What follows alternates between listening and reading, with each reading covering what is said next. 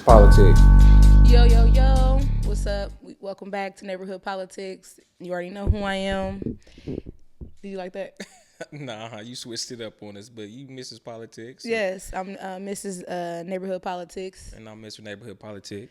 So we back for part 2. We're going to get straight to it so we ain't doing all that extra talking. But we left off on... How you feeling today? Like, I'm ready. I'm better than I was before. The first time I was a little nervous. Now I'm just literally excited to see what you studied and to piggyback off of that. Okay, that's what's up. So how you feeling? I'm feeling real West Coast vibes today, man. I don't know what it is. I'm feeling, but I'm feeling good. I'm excited again to embark on this chapter, this journey of our life together. To sit here and talk the gospel. To feed off each other, and again to do it in an imperfect way, to sit here, because neither one of us are scholars of this Bible yet, but we working to become so in our own ways. So to be able to sit here and grow with one another, it's a blessing. No, I'm grateful because I know we was talking about this yesterday about just the fact that we able to do it our own way. Yeah, we ain't got to be perfect. It's the best way we know it to be. And I think that's what's gonna bless everybody because it's like we ain't gotta sit up here and act like we know it all, but we know enough for sure to where we got our own interpretation. My bad. I'm feeling. Y'all, I don't know what he on for real, but this is how he acting while reading the Bible and getting it in. Yeah, I gotta say it again? We bring in. I'm not with that. To ministry. Okay, cool. We gonna fill in the blank. We gonna put something up on the screen. Y'all know what time it is. Oh my God. So. Where we starting off at? Because we know we talking about the Last Supper. Yeah, so let's talk about the Last Supper. So the Last Supper. Okay, so we had briefly spoke on it in the last episode, but to kind of dive right into it, before we actually get to the Last Supper and the details of that, I got a question for you. What is the value of eating dinner with your family? Breaking bread, talking, sharing positive moments, being able to reflect on life. So listen. I was thinking about this earlier, actually. That was a part of my study, so we on the same page. The importance of eating. So I think back in the day, let's talk about back in the day and the importance of it. Breaking bread. Like when you do that, you are saying that we are in close relation. It's intimacy, it's unity, it's trust, it's love, and it's like it was very serious back in the day. Like you're not just eating with just anybody. You eating with somebody that you are in close proximity with, like somebody that you really are breaking bread with. And I was thinking about this one time when I was reading just a whole totally different scripture. It was saying that pretty much like Jesus will come in and he will eat with you as your friend. Like, and I'm like, dang, what an honor is it to eat with Jesus? Yeah. Like, not real talk. Like, if Jesus was like, all right, let's go grab something to eat after this. Yeah. Like, to actually go sit down and break bread with the Son of Man. Like, yeah. I mean, I don't know. But, yeah, so I feel like the significance of, I think it's watered down now because everybody just eating with each other. But really, when you eat with somebody, that shows, like, okay, we really locked in. We unity, relationship, intimacy, love, trust, yeah, like closeness. Yeah, I would agree. Bonding, being able to bond with somebody, being able to bond with your family. You had said a lot of great words right there. Within your explanation of it. So being able to sit down and bond with somebody, because it's hard. Imagine you know how it be. We all have our moments of when you sitting down with your couple. And shoot, man, she done made you mad. I done made, or he done made her mad. And it's hard. It's tension in the air. The food don't hit the same. It ain't cooked with love. So, I mean. Bro, are you sending shots? A little bit. Like, we are supposed to be talking about. No, that's the case. That's how serious it is. So okay, you can't, right. When you sitting down with somebody and you eating and the vibes is off, it don't hit the same. Yeah. You know what I'm saying? The taste don't be, the texture be right. You be, at all moments, you be like, you know what, I'm going to go ahead and leave because my appetite ain't there. Yeah. You know what I'm saying? So the significance of being able to sit down with somebody and share moments and laughter and love, it can change the entire dynamics of a family. It can change the entire dynamics of a situation. It can change the entire dynamics of a mood. Yeah. We can be mad at each other, and then we go to dinner, and we sit down and be like, how can we overcome this? Yeah. And then from there, it's peace, laugh, and joy. Yeah. But the importance of being able to do so is extremely significant. Yeah. Yeah, I'm not gonna lie. That's why I was what I was thinking with the Last Supper, when Jesus set them all down at the table. He was like, this the Last Supper. He wanted to really talk to them about what was about to come and what was about to happen. And I was thinking, like, dang, to be sitting at the table with somebody that is about to betray you. Like, I was like, that is crazy to me. Like, and you willingly knowing this man is about to literally betray me. But set aside all that. You sit at the table knowing this is your last meal. You know what I'm saying? We'll get to the betrayal part, but we sitting down because we talking about the Last Supper. This is your last meal. Yeah. So that's a whole nother ball game. Another one. So compared to back in the day. I wasn't around in the 80s, but even the 90s, we experienced this in the 90s. Compared to back in the day, let's just say in the 90s, movies like Soul Food. How has the importance of family bonding drifted away in today's era? Well, first off, a lot of people ain't even sitting at the table and eating with each other no more. That's like one of the main things, everybody elsewhere, like, it ain't that movie like Soul Food, where they sat down, they ate, they was able to talk even in those weird awkward moments. It was like, the main point of it is we're sitting down, we're having a meeting, we having a conversation, we are communing, like, we are amongst each other, where they know where to hide, they know where to go. If you are feeling away, whatever is on your mind, we gonna see at this table. You know what I'm saying? So movies like Soul Food is like those movies where it's like, it's showing you, like, how what it looks like as a family to sit and break bread but commune. You get what I'm saying? We got so far from that because I don't even think a lot of people are even sitting down at the table anymore and really checking in with each other and seeing, like, what's going on, or to even discuss, let's just go back to kind of like with Jesus, like, to even discuss the plans, the future, what's about to happen, what's to come. You know what I'm saying? It's so many times where people do pass away and a significant other or a family member wasn't able to tell, this person was going through this person was going through that, or wasn't able to discern because they ain't really sat and checked in. So I feel like back in the day when they were able to sit down and check in, whether they wanted to be at the table or not, it exposed truth, it exposed lies, it shows where people were at. And I feel like today we're lacking that because we're not taking time to sit with our people. Does that make sense? No, for sure. And even set aside the suppers, you take it back, the memory lane. Imagine you all being when you was at your grandma's house and it was the whole family over there, all your cousins, your siblings, aunts, and y'all just chilling in the living room watching movies and, and having them bonding moments, in today's era, so many other distractions that keep us away from being able to do that. It's the distractions, bro. There's so many other distractions that keep us away from being able to do that. So, it would be dope to, but I would say the dope part about, now us having a family, we can sit down and eat. Yeah, we can, create that home and that environment within our household that we would want for Yara to grow up in, and for her to, what I'm saying, just us too, checking in. Like, that's important. Being able to sit down, eat, and check in. I just think that's important. So I think going back, when Jesus was doing that, that was a significant moment and a monumental moment, because like you said, knowing about to be your last meal, you knowing that one of your followers is about to betray you. You already know who the follower is, and you also gotta cater to the people that's around you right now, because like he could have been in his feelings and his emotions, like, bro, this is my last meal. Yeah. I'm on that. I don't care what none of y'all talking about. You about to betray me, and really, I should knock your head off.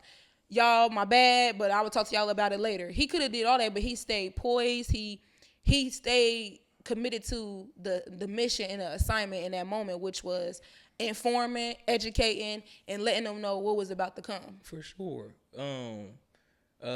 Which is pretty dope, but again, to go back to Soul Food, I because you kind of, I'm ready to. What I see you ready to eat for real. Yeah. But who was the character in that movie that was the ELA, what's the the person that's telling the story first? Where was the story coming from? The little boy, right? The little boy. Mm-hmm.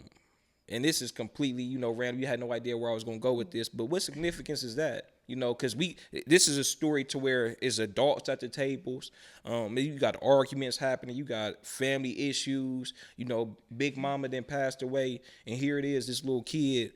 That probably everybody is overlooking. Because of his age. You ain't got no wisdom yet. You ain't going through what we going through as adults, and here it is, he telling this whole story from his perspective of life. So again, from that angle, what importance is it to always know that although you might have your nephew here, your niece here, or your little cousin here, to understand that they're or for you to be able to teach them the values of having moments like that with each other. I think it's important because one, it shows you that you always have eyes on you. Mm-hmm. Like, you always got somebody watching you. Like, and it starts with, the younger people. You got to think, when we were once in their position, the stuff that we seen as kids, and the things that, because like you said, he was telling the story the whole time, but he was going off of what he saw in the moment. He was seeing all this arguing and all this fighting and all the things, but I think it introduced him to that life ain't just peaches and cream. Mm-hmm. And that's the reality. Mm-hmm. Like, point blank period. That's reality. Life is not peaches and cream. You know what I'm saying? Like, and I think we don't want our kids to see those things, but at the same time, you do want your kids to see those, to know how to deal with conflict, how to deal with emotions, how to deal with truth, how to deal with lies, how to deal with, things that are hidden. So I think him telling the story and being the narrator and being the person who is like giving us the backstory as to what was going on was super important, because like you said, it's somebody that's so young that everybody is overlooking, so they're doing things not realizing like he's taking in everything at this table, or everything at these functions, or everything that's going on. Mm-hmm. You know what I'm saying? Yeah. He's listening.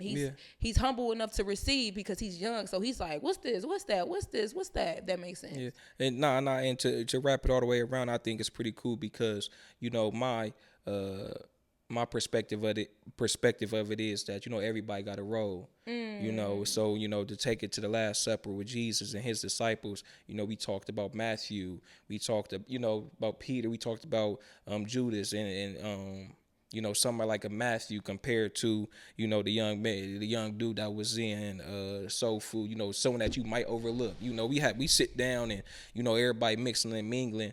And, sometimes it's that person to where they come in every day and they just sit there. They don't say no words. Mm-hmm. You might overlook them as far as their importance at this table. Mm-hmm. But in all actuality, like, no, everybody has a role, So even something like a Matthew who might be a man of not many words, the value that he may bring could be just as significant or is just as significant as someone else. The value that the young man brought from Soul Food is just as significant as, Big Mom, the one who was cooking all the food initially, So I just think it's important to not overlook anybody at your table. We all one of the same. We all we got.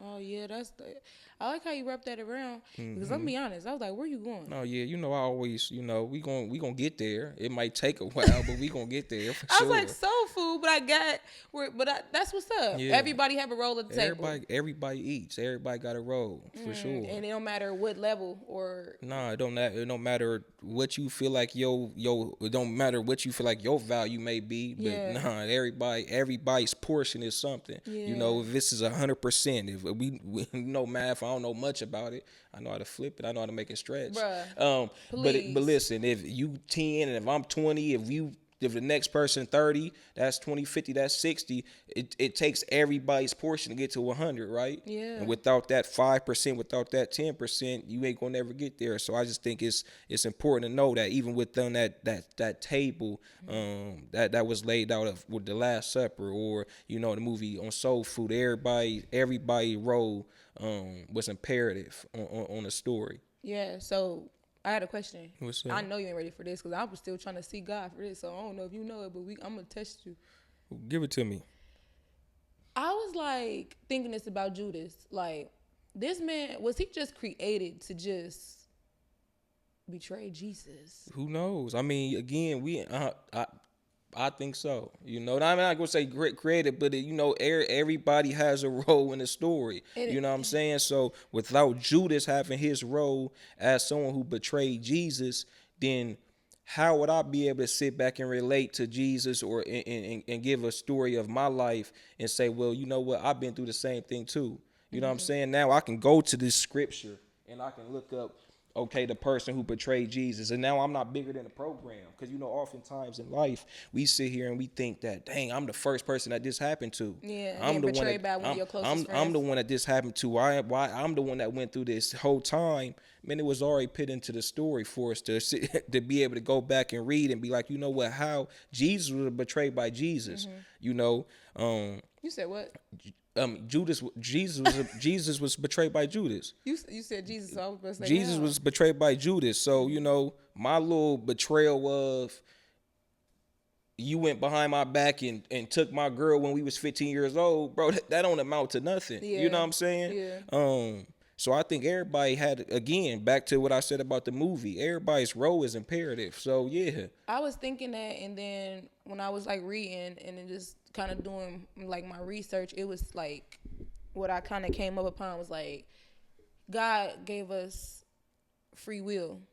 So, yeah, Judas might have been kind of, like, created to be somebody that betrayed Jesus, but ultimately he still made his own decisions, like to lead them to kind of coexist, to go into the plan. Yeah. You know what I'm saying? Because I was like, that is crazy. Like, and then it said, like, like he hung himself or whatever, right? And he didn't repent or anything. Like, the only thing he tried to do to fix the situation was before it even got to where it was going, was give them the money back, the silver back type of thing.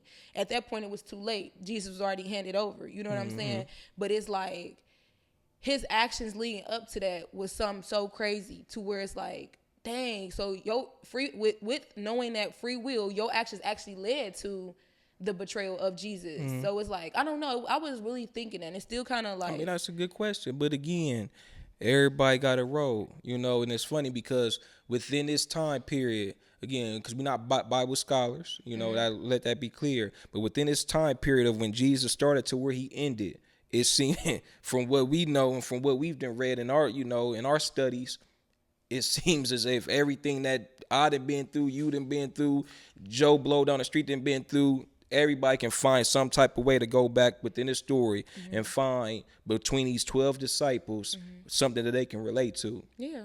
You know what I'm saying? So I'm going to say so. I'm going to say, yeah, it might be somebody else that say no. But, yeah, I believe, when Jesus, when Judas came over and joined the crew, it was already set in stone what was going to happen. But I need for you to come over here. So I need for you to play your role. It's God had already, I don't want this to happen to me, but he done already said that this is what's going to happen. If you don't come here and play this role, the mission is not going to get completed. Yeah. Because, when they named the 12 disciples, Judas, he was a part of it or whatever. But it was like, from the beginning, me and you was talking about this. Like, from the beginning, he just had a heart of greed. Like, from the beginning, he had a heart of greed. Like, you may not feel like he kind of did, but I felt like that was always him. Yeah. And I felt like because when he joined, Jesus and he became a disciple, it didn't end there. It actually kicked in some more. You know what I'm saying? Because technically now the money that we are getting, like I'm a part of something bigger than me, and I know that. I've been walking with Jesus, so I know that he heals. I know that he restores. I know that he redeems. I know what he's capable of. I've been with him. I've seen him do miracles, signs, and wonders. So I know I'm big. I'm in something that's way bigger than me. But what's been in my heart, what's been implanted in my heart, the greed, the lust for money, the rebellion, all the things that's been in my heart, the disobedience, because really you ain't supposed to been taking no money. You've been taking money. That's disobedient. You're not supposed to steal. That's a part of the commandments. You know what I'm saying? All of that has already been in you, and I feel like with him joining them, it didn't do anything but just magnify what was already in his heart. Right. So let me ask you this. I mean, because I agree. But let me ask you this, because again, somebody's got to play devil's advocate. You know, that's what it's about. Bruh, yeah, I'm sorry. Like, he's in full character mode, but I like it. I feel this. I like this. Go ahead. Let me ask you this. Okay. Because we talking about, you know, is this real life? Let's say with the skills that Judas came with, you know, we know what those skills were. Let's say all his needs were being met. Mm-hmm. Do you think that he would have still stole? Yes. Oh, okay. That's fair. So you think he would have? So yeah, you do think he was just that was his character to be a greedy? His do you character? think? So do you think if they was living how he wanted them to be living, like bro, I'm eating good every single day, yes, not sleeping on the ground, you think he would have still been? Okay, that's fair. Because you were still stealing. That's fair, but you were stealing from the beginning. Right. But you know you were stealing. But that's fair. But you were stealing. You're right. He was stealing, but that's fair. But that's what I'm saying. So once a thief, always a thief. You're right. That's what they say. I mean, you can change. I'm not gonna say that. And that's what and that's my point. Like, let's take away that part. But if that's your perspective, that's fair. I'm just gonna sit here and say. But I'm getting from Judas in the Bible, he was just a slimy dude. But okay, that's fair. On the low. That's fair. Let me finish mine. I'm gonna sit here and I'm gonna say maybe he wouldn't have been. Bruh. Because we got them people. Everybody knows somebody that's like that. And I'm just stating the other side of it. I'm not saying Judas was right or wrong. Mm-hmm. I mean, yeah, he was wrong. But I'm not sitting here, I'm not taking sides in the situation. You're just playing devil's advocate. I'm just playing devil's advocate and that's the problem. You shouldn't be playing devil's advocate. But somebody is. The story in the book tells us what was up with Judas from the beginning. But this ain't the book. This is real life. Somebody is. Somebody. The book, listen to me. Okay. Listen. Calm down. Somebody in real life got a good heart, but then been through some rough things. Mm-hmm. Somebody got a good heart that has unfortunately, due to a chain of events, whatever them cases may have been, have led to them to make poor decisions. Yeah. Right? Mm-hmm. If they would not have experienced that chain of events, if they wouldn't have went to sleep hungry at night every single day when they was kids and they was going to school and they friends was coming back eating, if they wasn't going to school with the fresh J's on and then realizing that they friends did have on fresh J's, do that mean little JJ would have ended up stealing? Because does that mean little JJ would have always been a thief? If he would have had the same things that his friends would have had? Possibly not.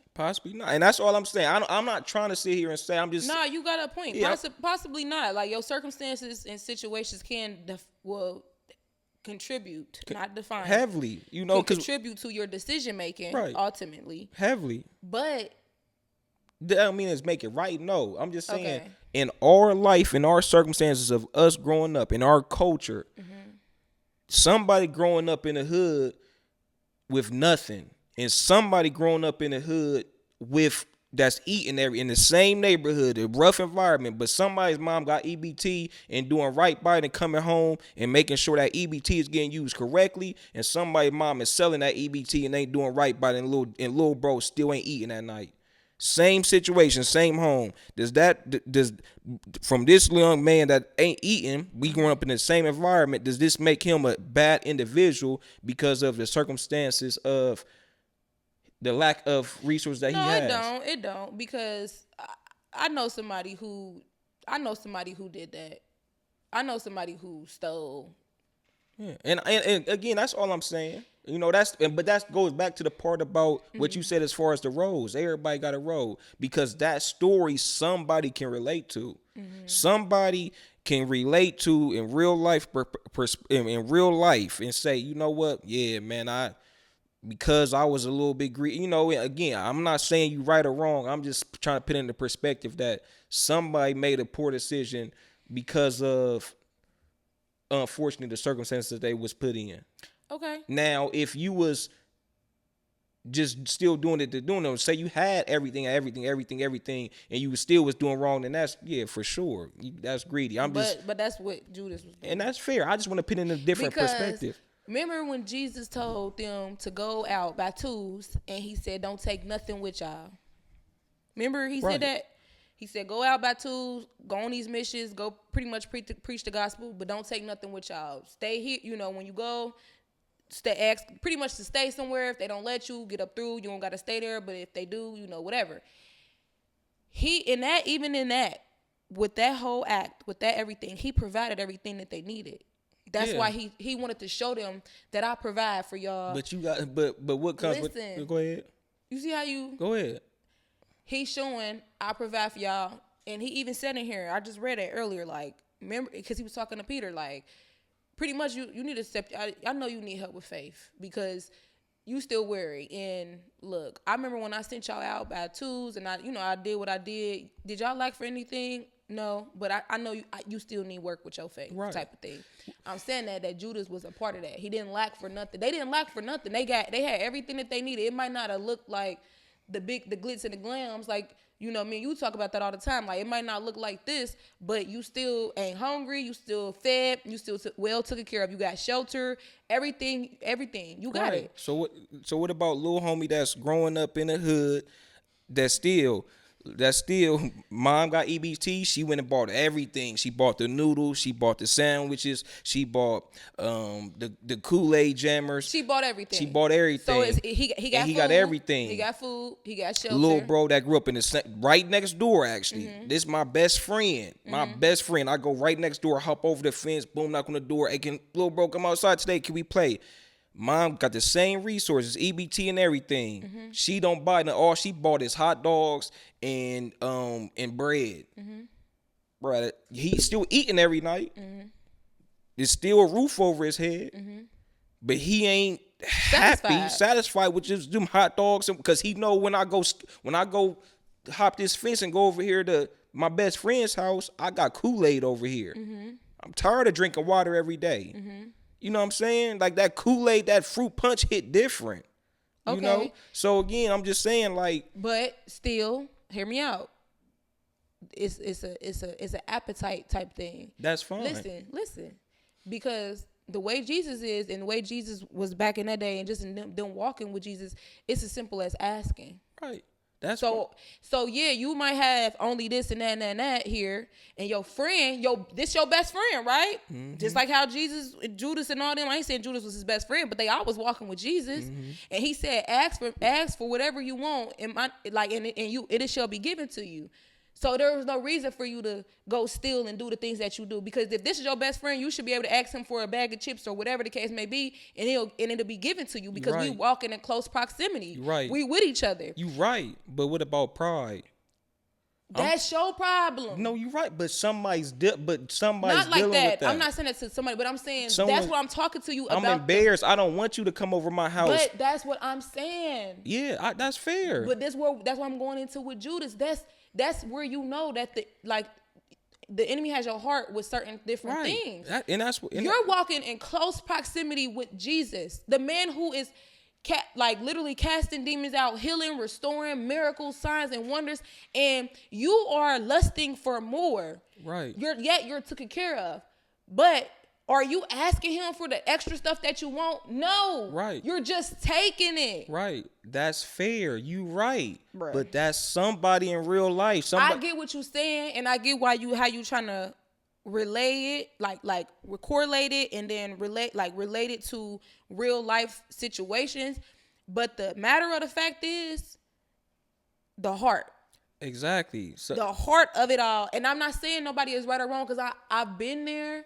I know, and I'm getting what you're saying, but it's the heart behind however you move with whatever you move. That's fine. And that's what God be talking about with everybody. That's fine. And that's what I'm just tired of people just acting like, no, your circumstances and situations do, because I done been in a couple of those situations, and I don't know, like, maybe God's grace and favor and goodness was over me, but I did not allow my heart to become hardened in those moments. That's fair. That's fine. As a kid, but I have been like, dang, this kid got this kid got that, dang, I have been that person. And that's fine. That's okay, right? That's what I'm explaining. It's always two sides of it. You know what I'm saying? So, and that's what we sit here to have these conversations about. Yeah. I'm not here to pick and say who. Again, I'm just saying it's somebody that's on this other side. Yeah, for so sure. Again, it ain't about all this other stuff. It's about teaching the faith aspect of it. Okay. That's all it's about. Like, it ain't about the emotion. The emotion and all that. It's all, you know. I love it though, but it's about teaching the faith aspect of it because it's hard. Because it's hard. All that you doing is hard for somebody. I am understanding of it, but when we're talking, listen, I'm talking from the biblical standpoint. You're talking from the streets, and I understand that's what this is. But that's what we know that. But I'm saying she ain't gonna let me speak today, y'all. I'm saying my emotions and feelings is coming from just Judas himself. Right. Your correlation is valid, and if I took myself out of the Judas situation and put myself in the kid situation, I understand 100%. I've been there. You know what I'm saying? I know people like that. I ain't taking it away. I don't want nobody to think that's what I'm doing, but I'm talking about Judas, and that's what my frustration is with Judas. That's fair. That's it. It ain't with the. And I continue to say that's fine that your frustrations with Judas. All I'm saying is take all that emotion that you got and teach that person that's on the other side how to overcome that. Correct. You gotta teach that person, because it's you can sit here all day and sit here and say blah blah blah. What matters is, bro, I'm tired of eating hot dogs, and I'm embarrassed by I don't want to tell my best friend to come over to my house, because when he seen a roach across the floor and he left. So I don't want him to come back over here. So instead of me going and starting to confide into him, I start shying away from him because I don't want him to be a part of my environment or my circumstances. And now the best friend that I grew up with that used to be my best friend, now I start doing snake stuff to him because I done been in his crib and seen that he had a flat screen TV and I ain't got cable. You know what I'm saying? So teach people the faith aspect of it on how we can, hey bro, man, I feel comfortable over here. I ain't got nothing. And then teach this person right here how to confine in this person to make the relation to where now both parties is helping each other out. And having some compassion and empathy for each other. And how can we, again, come to a table and break bread with each other? Hey, bro, bring that hot dog over here. I miss eating hot dogs. I'm sorry, my mom don't buy hot dogs no more. I'll bring the bread. You know what I'm saying? And then that's a whole nother story. I don't think that directly correlates to Judas. But you bring your hot dogs, I bring my bread. We gonna go down the street to the corner store and get some water, and we gonna bull them together. Well, you right. You for sure got a point. You're for sure right. You just read me. You just clocked my T. No, you know right. But you right though. You know, I feel like to speak to that person or that child or who's struggling in that situation, like it kind of correlates to a couple of episodes we had like last year or something, and I was just talking about how your situation don't have to define you. Like the things that you are experiencing are only temporary, and that's the faith part of knowing like this ain't gonna always be my life, and it does not have to be my life forever.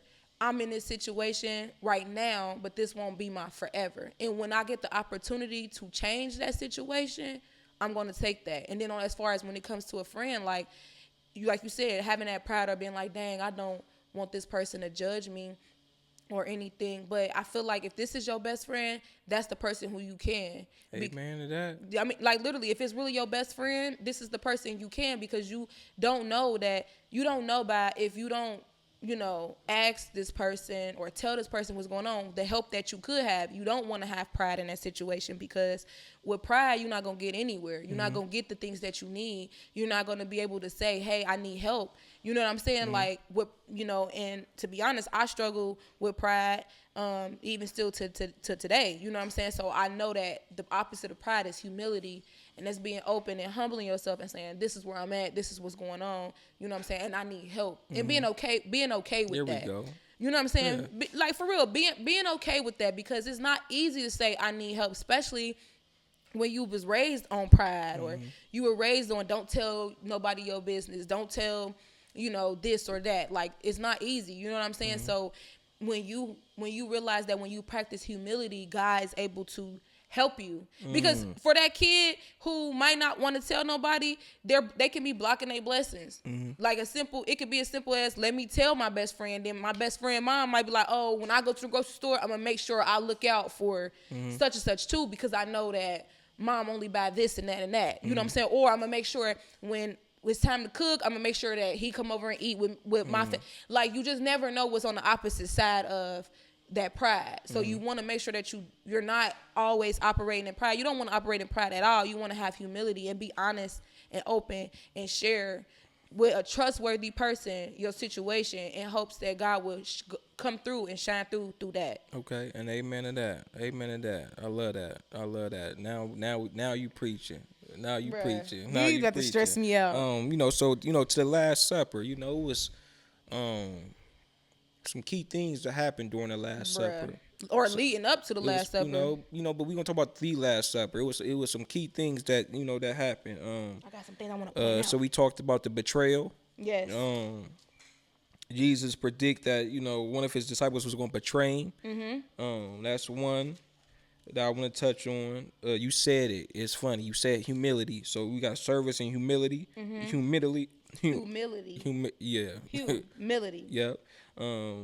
And it was a key thing that Jesus did in this moment that really blessed me. Jesus washes his feet of his disciples. To show them what it means to serve other people. So and then you got love and unity. Jesus gives a new commandment, during this situation, and that's to love one another as he had loved them. So I want to touch on those three things. So the betrayal, the service and humility of Jesus washing his disciples' feet, and then that love and unity of giving that new commandment. Yeah. So I feel like, or kind of just touching into like with scripture or whatever, when it comes to him showing that, it was like I said at the Last Supper, he's like, look, I have to let y'all know. Y'all walked with me. We did these things, but I need y'all to know how to serve one another, how to love one another, because I'm not going to be here anymore. You know what I'm saying? Like, it was him showing, like, this is how you love your brother. I'm not bigger than you. You're not. Humility. I'm not bigger than, like, I am the son of God, but I'm your brother. I'm your friend. Like, I can, even with my high ranking of who I am, I still am able to and can serve you the way that you need to be served. You know what I'm saying? As a child of God, as my disciple, as a friend, I'm not bigger than humility. Yeah, I'm not bigger than humility. But hold on, I wanted to say something about it wasn't his disciple, but it was Mary. Martha and Mary, the sisters, not Mary Magdalene, but Mary, the one, Lazarus' sister. Remember, she bought that expensive perfume, super, super, super expensive perfume. Like, it was a year wages type perfume. Like, you didn't have to work for the whole year type perfume. And remember, she used that to wipe his feet. She used her hair, dipped it in there to wipe his feet, because she can feel that something was about to happen. She can feel. And I feel like the humility in that. I would like to be like, I don't, give me the most expensive perfume. Give me what you got, the top shelf. I don't care. I'm going to use this to anoint, or, to what is it? Like, anoint, what he say?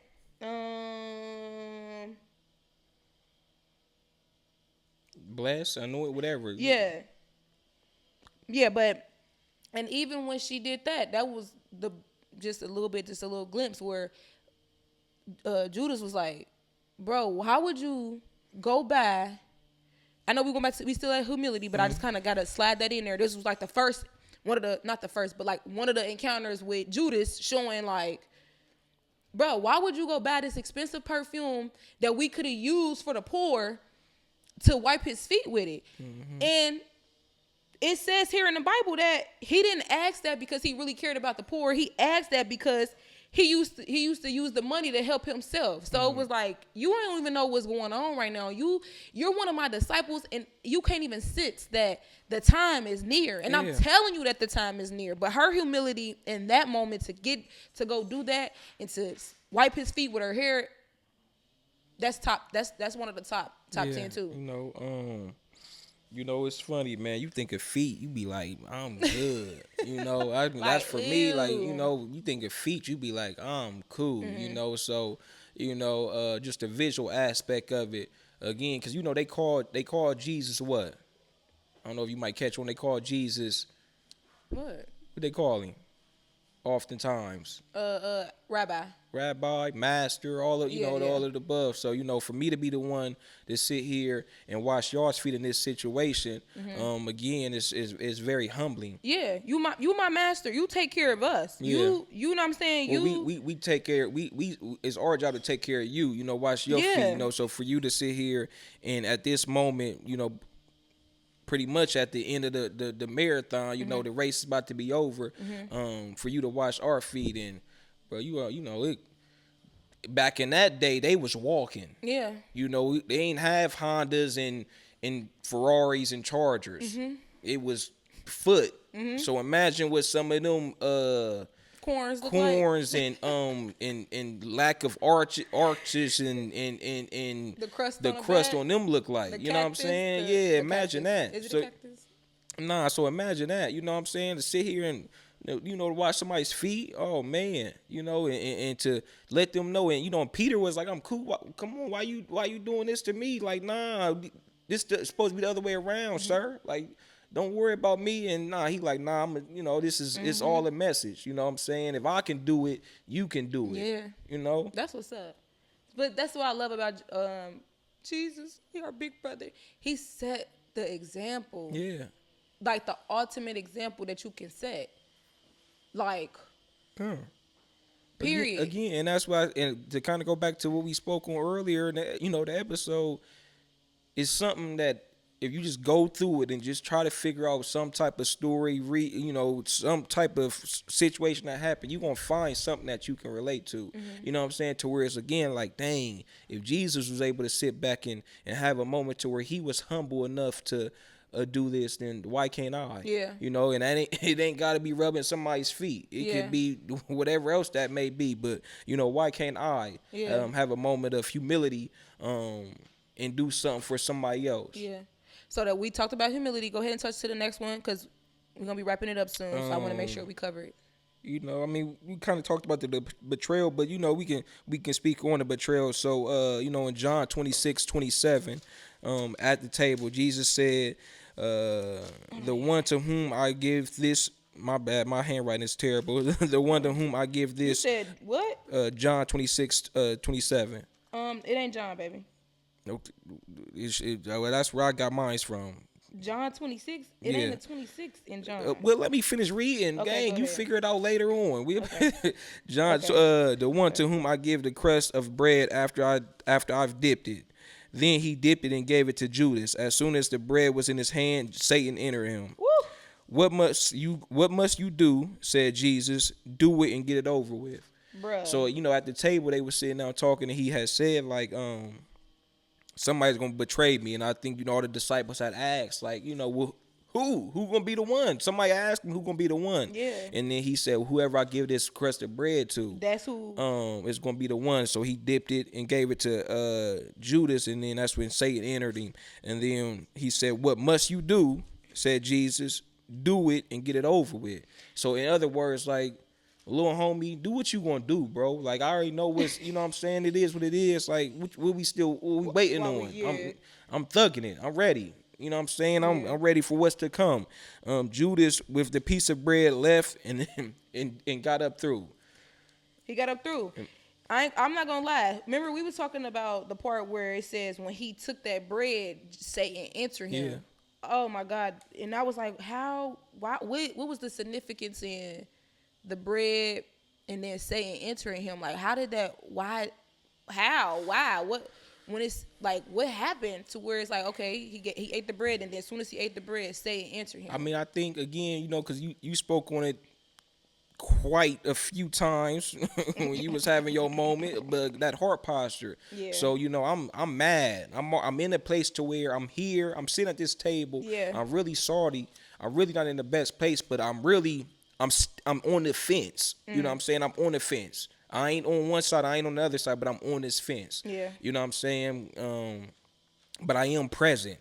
So I think when Jesus gave, again, that heart posture, Okay. you know, so I think when Jesus had let it be known, like, one of y'all going to betray me, and then somebody was like, well, who? And he said, whoever I get his bread to, and he gave it to Judas. I think that right there opened up all doors of the gateways. And for somebody that who already had that anger, that animosity, that resentment, but was trying to find balance within it to be like, you know what, I'm trying to do the right thing, but you know what, I'm kind of leaning not to doing so. He gave him that bread, and it was after that, oh yeah, this nigga got me messed up. I'm about to, imagine that. Like, oh nigga, you gonna say I'm gonna be the one to, okay, bet, sign, done deal, here are the papers, I'm about to go get them.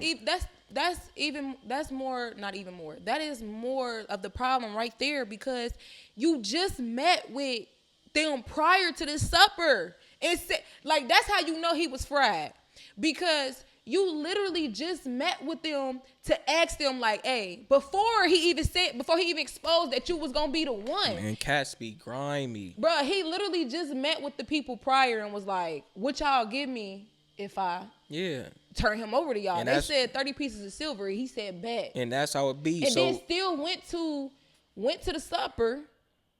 Because and in the Bible it said, like, it was they all was asking, like, when he said one of y'all gonna betray me, everybody was like, is it me? Is it me? Is it me? And he even asked, like, is it me? Knowing you just went to go. But hear me out. I'm still looking for the scripture go ahead, though. Hear me out. Again, the devil's advocate part. Bruh. He went. Maybe, what if he didn't want it to be him? Again, you ever been in a situation to where you dang near know you about to do the wrong thing, but you looking for one reason not to?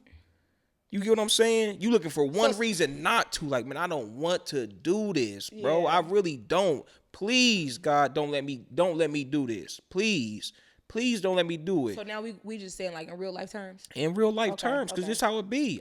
It's that one individual, again, one time, I don't want to do this, bro. I really don't.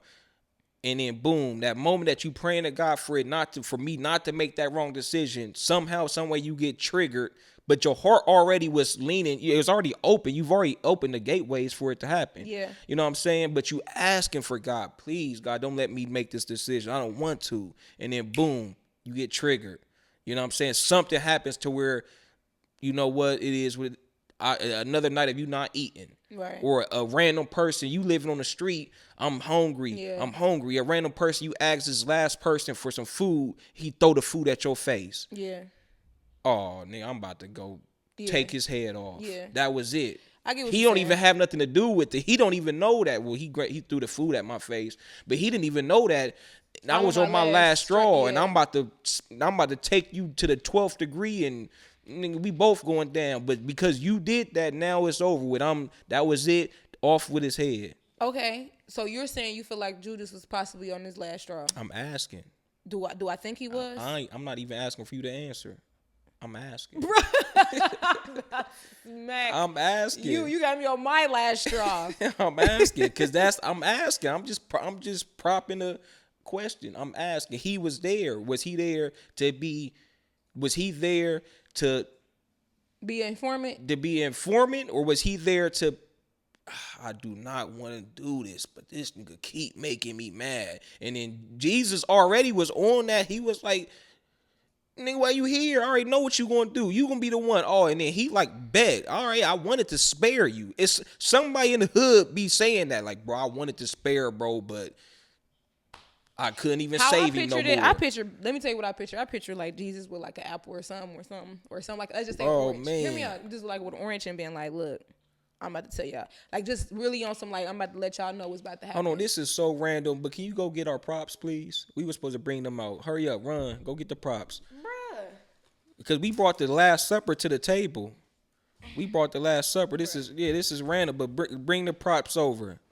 Because this is how it was at the table. You ain't got to bring the book back. Yep, just sitting next to you. Come on. Bro, how you going to rush me? Bro, I don't know who you think you are. Y'all, I don't know who this cat think he is, but I'm gonna let him have it. So, how was they at the table? This is funny. I honestly. We got this from Sam's Club, y'all, as y'all can see. I don't think that they had aluminum foil back in the day. Huh? But yeah, we do. Can I get some aluminum foil on my food? I'm trying to take home my leftovers, bro. Like, bruh. Can I get some forks? You taking too long. If you don't hurry up and give me a fork, then it's over with. You gave me a spoon? Okay. Okay. Is this something else? Can I get a cup? Let me get a knife. Here go a knife. Okay. See, you know what you were doing right now? Being a prime example of Judas, greedy. That's my point. I gave you a spoon. And I want a knife. I want a fork. Bruh. Come on, man. Bruh. Where's my cup? I'm thirsty. You taking too long. Where's my cup at? Where's my cup? Come on. Bruh, I can't find the cup. Oh, that's it. She ain't. It's off with it. Boom. Nope, I got the cup right here. It's signed and delivered. Nope, not no more. See how you can't be rushing. Thank you. Now, what's your point? You ain't got one. You took too long. But that's what it be. I got all my food. We at the Last Supper. I got everything. I got it. You know what I'm saying? But you forgot one thing. What? My fork. I don't got your fork. And that's all it needed. That was all it took for you to trigger me. And now because of that, I'm about to go back to them peoples. That's how much of on the last straw I was. You didn't have my fork, and everybody else at the table had one. How it happened to be me that didn't have a fork? That's a good point. How it happened to be me? So that means you like, dang, you really trying to be funny. You trying to be funny. And you know, and for real, bro, I really just didn't have one. I would have gave you my last fork.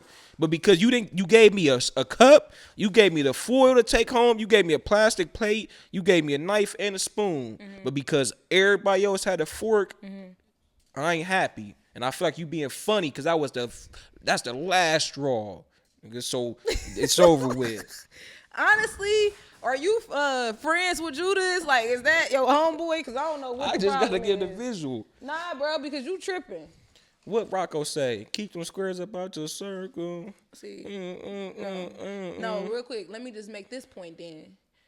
How much of a G and how much of a loving Jesus, God, man himself we have. Mm-hmm. Who you know gonna stay committed to the mission, even knowing all that he know? Not many. I know. Who you know gonna tell somebody, hey, do what you gonna do, bro? Why you still here? He said make it quick. Make it quick. Dude, I'm go ready. ahead. What's up? Who gonna do that? You know, it's crazy because Matthew, Mark, Luke, they all got three different, it's the same story, but kind of little minor things that makes it different. Because one of them he said, everybody got to get, and then they were just like, he's like, once he gave him the whatever. And then the other one, I did read this, that he said, like, one of them was like, he said somebody gonna betray him. I keep saying portray. It's not portray. Betray him. And he was like, you know, the one I dip, you know, when I dip my bread into the water or dip my bread into the sauce or whatever. But if I'm not mistaken, one of the interpretations, it was like he gave Judas the bread, but I don't think everybody else knew what was going on. Does that make sense? Yeah. One of the stories, but yeah, okay. But real quick, just to, you know, because I think we, you know, coming up on our, you know, our time out, we doing a great job. That last commandment, to love one another as he had loved them. That's what he left them with. Mm-hmm. Through all of this, bro, we done been through the highs and the lows of this moment. This is the Last Supper. But all I ask for y'all is to love one another as I have loved y'all. You know, how do you think that impacted them for the rest of their lives? Honestly, I don't even know, because if I'm walking with Jesus and I'm a disciple and I seen firsthand everything that he did, and I'm in the moment right now. I'm in the moment. I'm at the table and you telling me, all right, y'all, I'm about to go. I'm about to transition. Some things about to happen. Y'all not gonna like it. This is what's gonna happen. Somebody gonna betray me. This is gonna happen. When this happened, but you know, all I'll ask for is for y'all to just love one another the way I love y'all. I think I would be distraught. Mm-hmm. I wouldn't hear love one another as I love y'all. I don't think I would, because in that moment I'm like, you my everything. I mean, not really, but like, you know what I'm saying? Like, really, like, I've been walking with you. You all I know. We saying we got this big mission. I'm thinking we about to go to the path. We about to go the way. And now you telling me the last thing you about to leave me with. Now you telling me all this information. For one, you ain't just say one thing. You saying a bunch of different things. You done told Peter, like, you about to deny me. Somebody about to betray me. I'm about to be crucified. I'm the living bread. You giving us a lot of information, and then you end with the just keep my commandment. Love one another as I don't think I would have heard that. That's me being honest. No, for sure. That's fine. That's like, fair. I don't think I would have took well to just love one another. I'm like, what do you mean? Like, I need more. As I'm sure you think. I'm not getting smart with you. I'm just saying, like, you think the other ones. I have to say it this way for it to come off how I meant it. Like, but I'm not getting smart. You think the other ones got that too? Like, I'm pretty sure all of them was like, huh? What do you mean? Mm-hmm. You know what I'm saying? I don't think, again, because the mission still wasn't complete yet. Mm-hmm. I think that's one of them statements to where, because we all get left on cliffhangers to where it's like, how am I supposed to do this? But it's not until after everything is set in stone, everything is said and done, and it's like, oh, okay, now I get it. You know what I'm saying? Now I'm understanding of it. Okay, it's done. The resurrection has happened. It's my job. I've been taught by, like he said, I've been taught.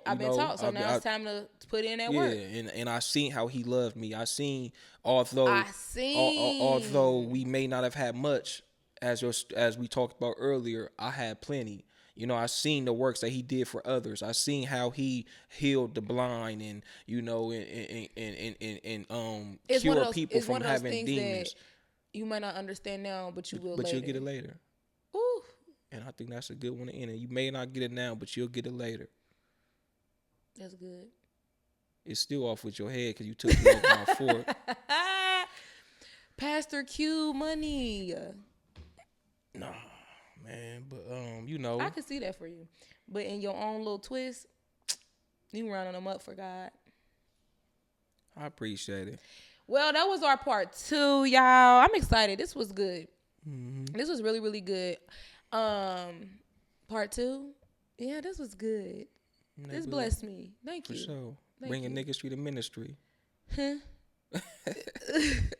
All right, y'all. You know what time it is.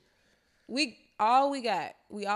So we will be bringing more neighborhood discipleships to you guys. We're hoping that you guys are liking it so far because this was part 2. So we ending it here. I think this was a good conversation, and there's so much that we could have tapped on and touched on because I really want to talk about the heart posture. I just wanted to penetrate the heart because the heart is the flow to which way you gonna go.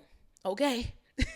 I'm just saying. Mm-hmm. But everything happened for a reason, and we are praying that this bless y'all and that this was fun because this is fun. Mm-hmm. This is real talk. This is real life, real God, not the little one, okay? But we would like for y'all to comment, like, subscribe, share, And let us know what y'all think about the story, because, again, this is our, we study and we growing each and every day. We in our own journeys of becoming the individuals that we are working to be. So everybody on their own walk. So again, ain't nobody too big of criticism. As Jesus did, he washed his people's feet. And I look forward to continue learning and growing myself. And again, and to wash your people's feet. And to wash our people's feet. Maybe. I don't know if I'm that. I don't know if I'm that humble yet, but we getting there. Okay. Well, y'all, it was nice kicking it with y'all. Nice politicking it with y'all. So make sure y'all like, comment, subscribe, and share. We out.